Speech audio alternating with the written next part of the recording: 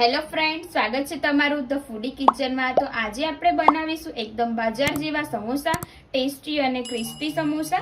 જો વિડીયોને લાસ્ટ સુધી જોજો, આપણે સરળ રીતે બનાવવાના છે। ચાલો આપણે શરૂ કરીએ બનાવવાનું। સમોસા બનાવવા માટે આપણે સૌથી પહેલા લોટ બાંધી લઈશું। આપણે એક વાટકી મેંદાનો લોટ લીધેલો છે, તેની અંદર આપણે થોડો અજમો એડ કરીશું। આટલો આપણે અજમો લેવાનો છે, એને હાથથી થોડો આપણે મસળીને એડ કરીશું, જેથી એકદમ સરસ ટેસ્ટ આવે। હવે આપણે મોણ એડ કરી દઈશું। આપણે 2 પરી જેટલું અંદર તેલ નાખીશું અને સારી રીતના આપણે મિક્સ કરીશું। હવે આપણે સ્વાદ અનુસાર મીઠું એડ કરી દઈશું થોડું અને સારી રીતના મિક્સ કરી દઈશું। સરસ રીતે આપણે એને એકદમ મિક્સ કરવાનો છે। આપણે સારી રીતના આવી રીતના લોટ મિક્સ કરી દઈશું અને આવી રીતના થઈ જાય એટલે આપણે પાણી એડ કરીશું અને લોટ બાંધી દઈશું। હવે આપણો લોટ બાંધી દીધો છે। હવે આપણે આને ઢાંકીને મૂકી દઈશું। ત્યાં સુધી આપણે સ્ટફિંગ બનાવી દઈશું। મસાલો બનાવવા માટે આપણે એક કડાઈમાં તેલ ગરમ કરીશું। હવે એની અંદર આપણે વરિયાળી એડ કરીશું સાઈડમાં। હવે થોડો અજમો નાખી દઈશું। આપણે થોડી હિંગ એડ કરી દઈશું,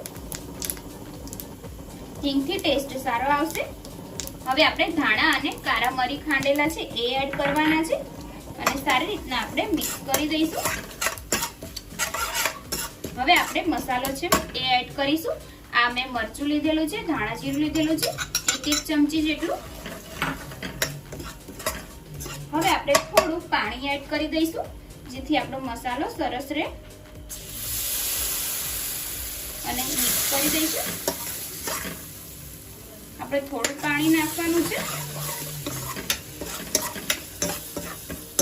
એકદમ સરસ। હવે આપણે કોથમીર નાખીશું।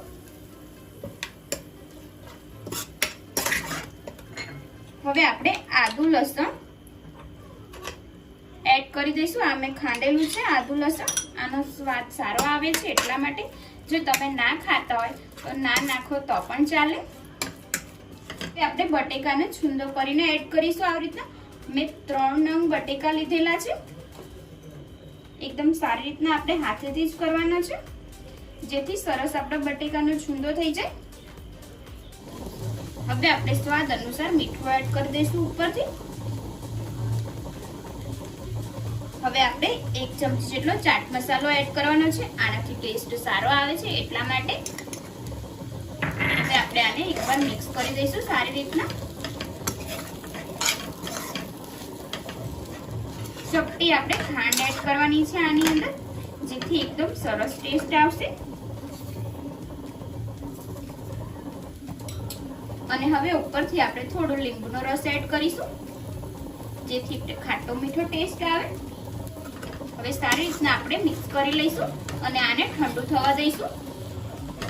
હવે આપણે સમોસાનો મસાલો રેડી થઈ ગયો છે અને હવે આપણે લોટ લઈ લઈશું।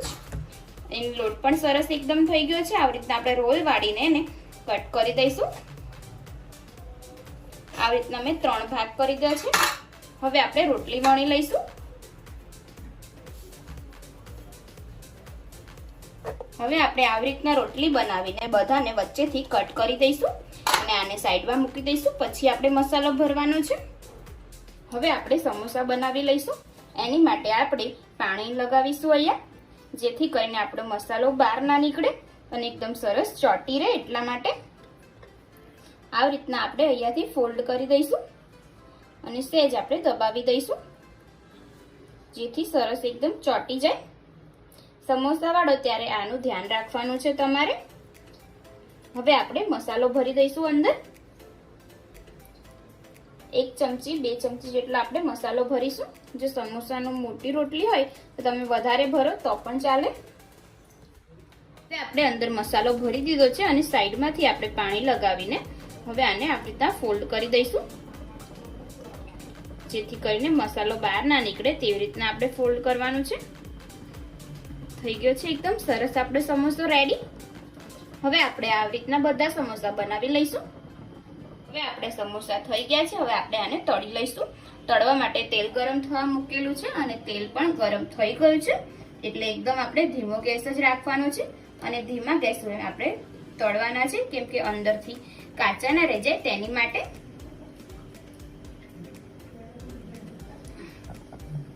આપણે ધીમા ગેસ ઉપર જ આવી રીતના ગોલ્ડન બ્રાઉન કલરના થવા દેવાના છે, કેમ કે અંદરથી કાચા ના રહી જાય એટલા માટે.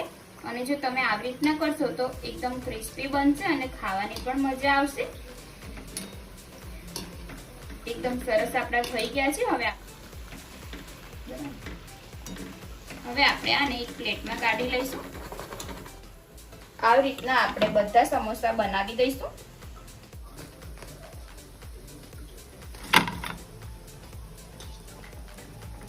ફ્રેન્ડ્સ, આપણા એકદમ ટેસ્ટી અને ક્રિસ્પી ક્રન્ચી આપણા રેડી થઈ ગયા છે સમોસા. તમે જોઈ શકો છો એકદમ સરસ બન્યા છે, ખાવાની મજા આવે તેવા.